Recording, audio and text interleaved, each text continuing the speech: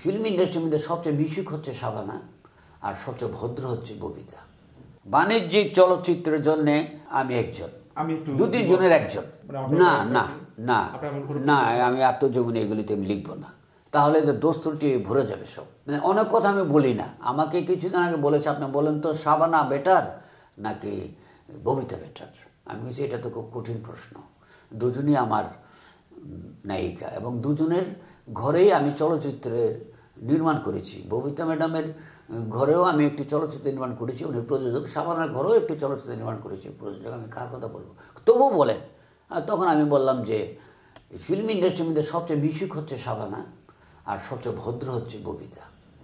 এটাই বলবো না? হ্যাঁ, এটাই বলবো, আর কিছু বলবো না। বাস আমি বলে দিয়েছি, তুমি যদি বুঝতে পারো বুঝতে পারবো। আমি অভিজ্ঞতার কথা একটাই বললাম, একটার ভিতরেই কিন্তু সব। একজন আরেকজনকে দেখতে পারে না, হিংসা। তারপর আর কিছু বলার দরকার নেই। হিংসা ছাড়াও আছে অনেক।